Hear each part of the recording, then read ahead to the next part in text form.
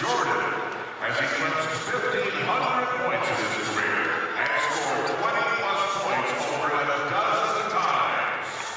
The senior guard earned a degree in communication studies in December. Joined today by his brother Courtney, his father Justin, and his brothers Jason and Jackson. Number 11, Jordan.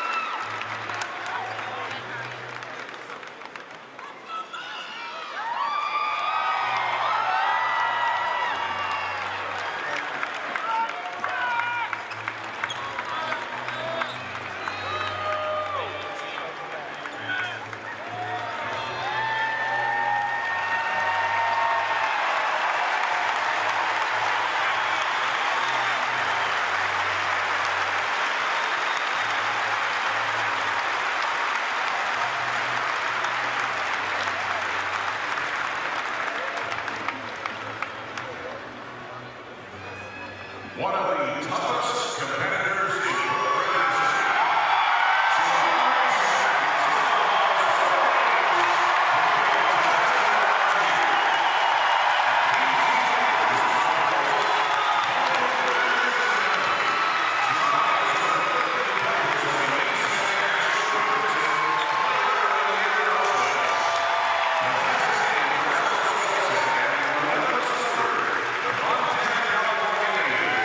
started all 30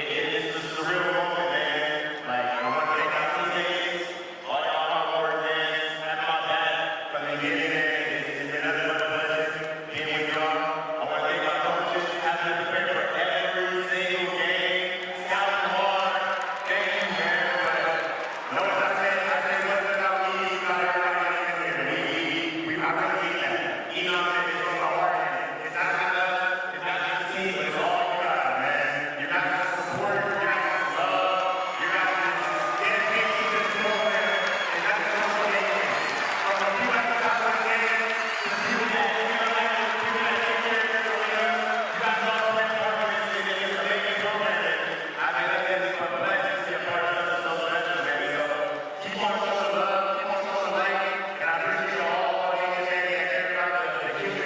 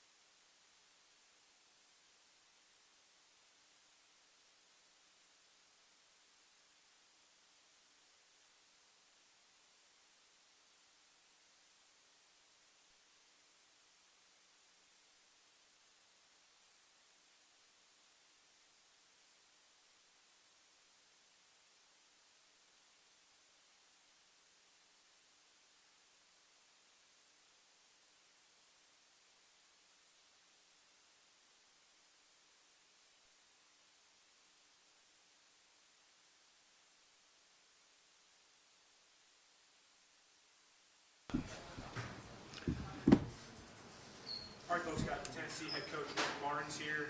We'll go right into questions. Please raise your hand and wait for the microphone. We'll start right here with Ryan. How crucial was that run Chaz got on in the second half for you?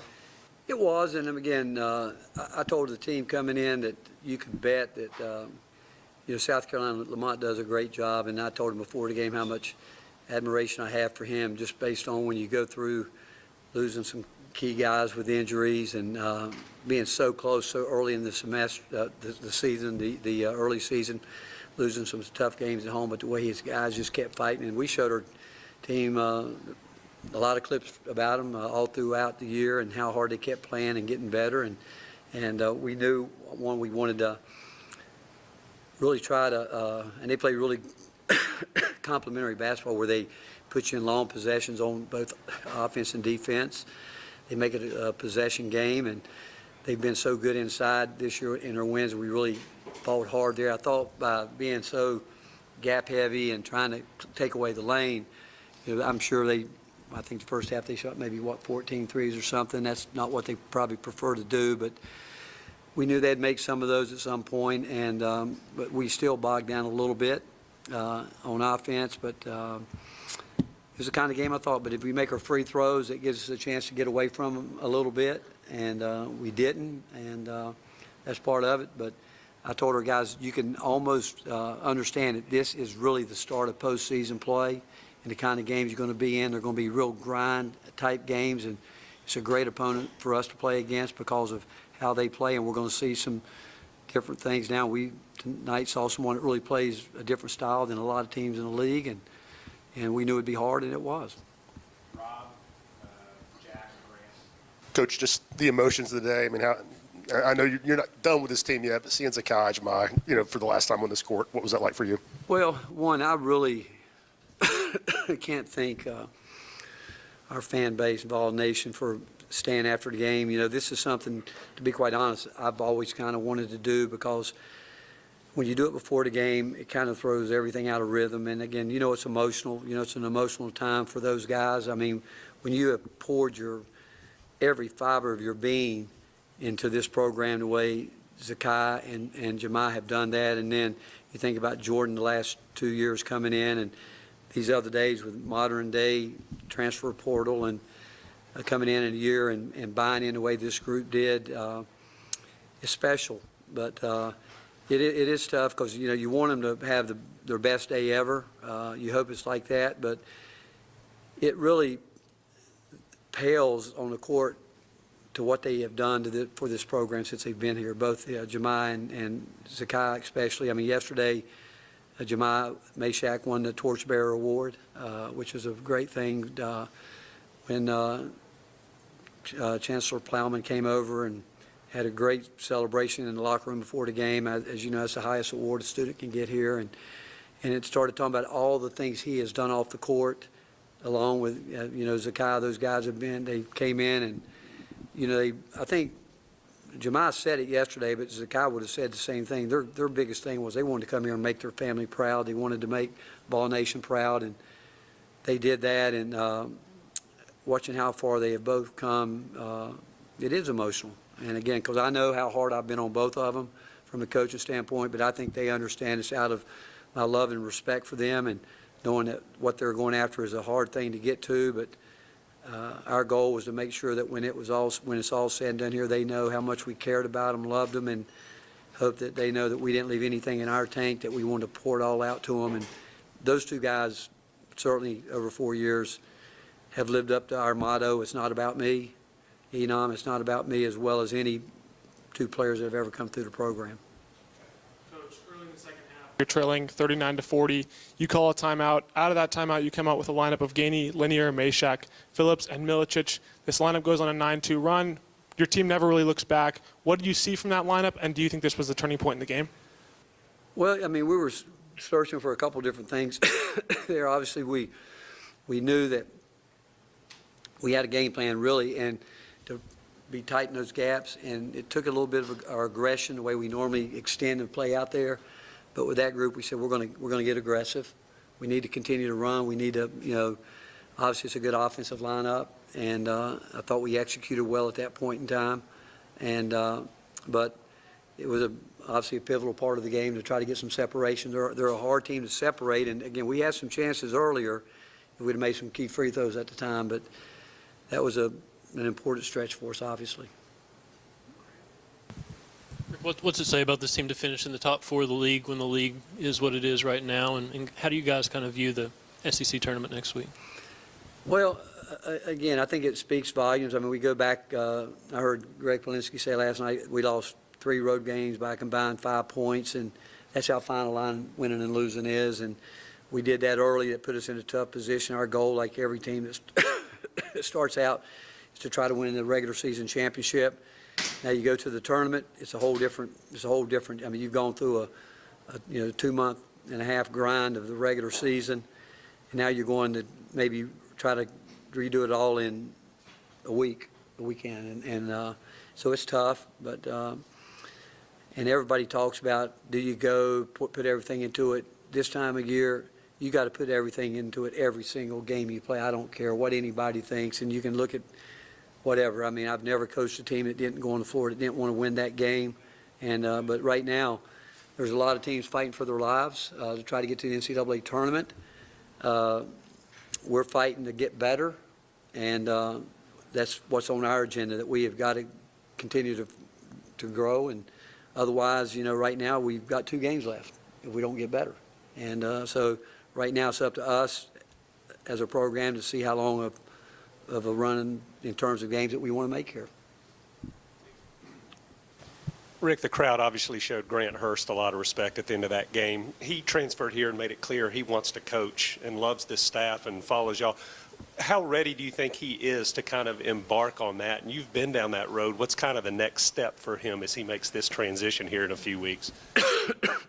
He's a special guy, and I'm not saying this in one way or the other, but he reminds me of some of the young players I've been around have gone on to be very successful in coaching.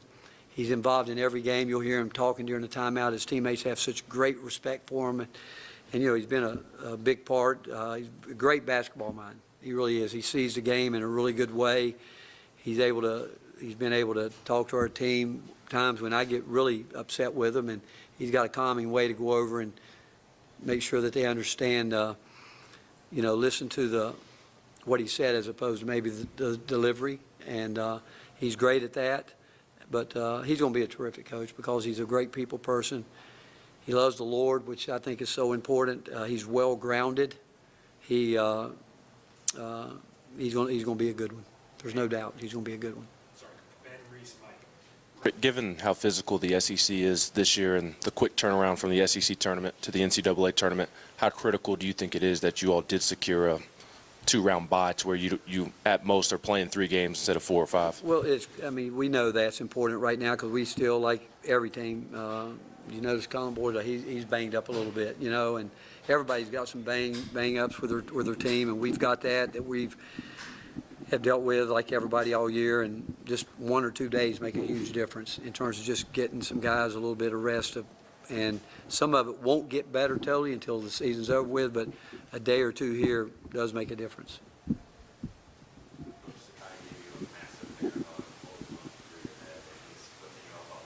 That I should be picking him up, Sakai special.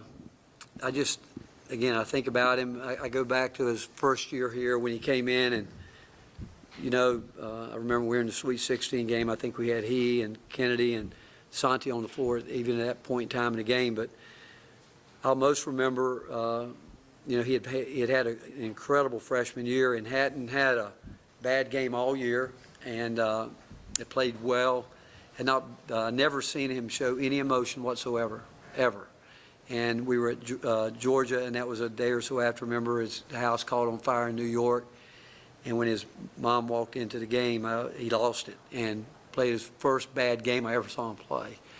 But when I've talked about in front of his teammates, if you really know his background and where he is, you can't help but love him in more ways than you can imagine because of what he has been able to do for his family, and that's where the NIL has been a wonderful thing because he has done so much to make it easier and better for his family, and it's just going to be different because he's been a guy that every day in practice, I knew what he was going to do for us, and Jemiah. That's going to be something that coaches don't want to coach effort.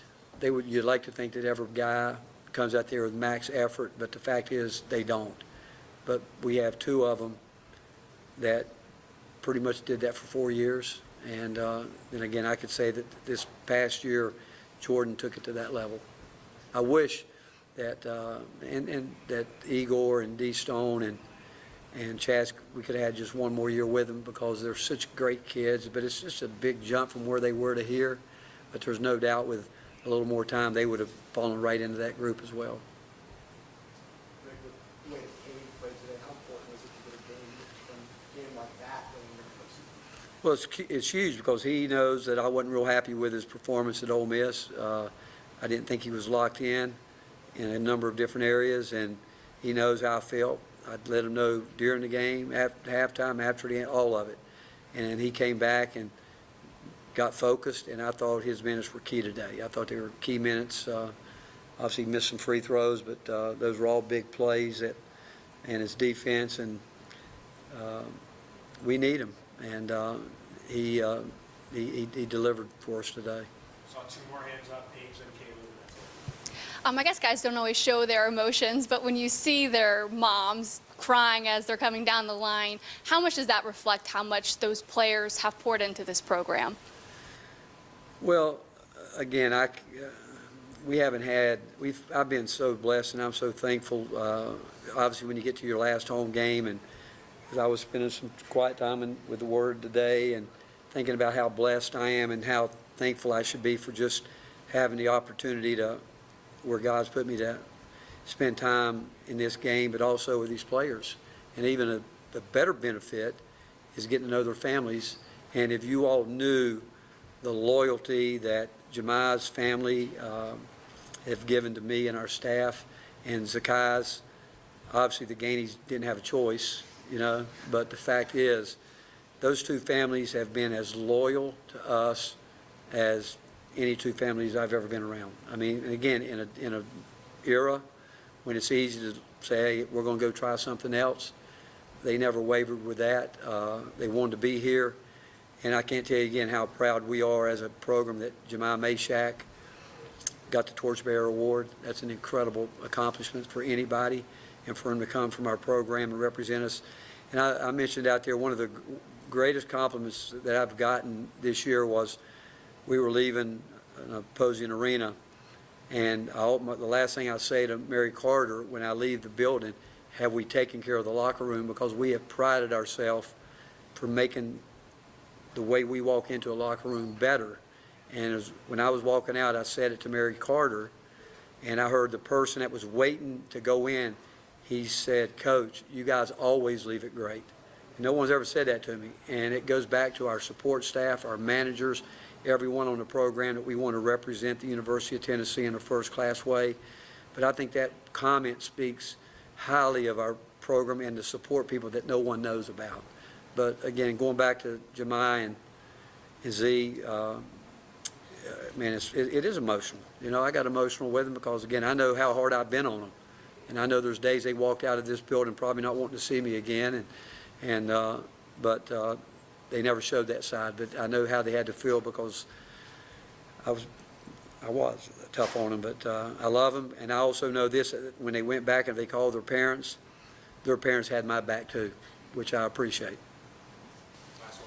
With how tough this league has been on the road and at home, what are you looking forward to about getting to a neutral site next week at the SEC tournament? Well, I hope it's not a neutral site. I'm hoping Nashville's all sea of volunteers when we're there. And again, I want to thank our fan base for today. I didn't know how this would turn out going at the end of the game, and for our fan base to show their support here again, it's just really unbelievable. But I shouldn't be surprised because we've got the best fan base in the country. But again, you get to tournament play, you hope that, again, we expect our fans to be with us, and we want to play, and certainly we don't want to disappoint them. Okay, thank you, guys.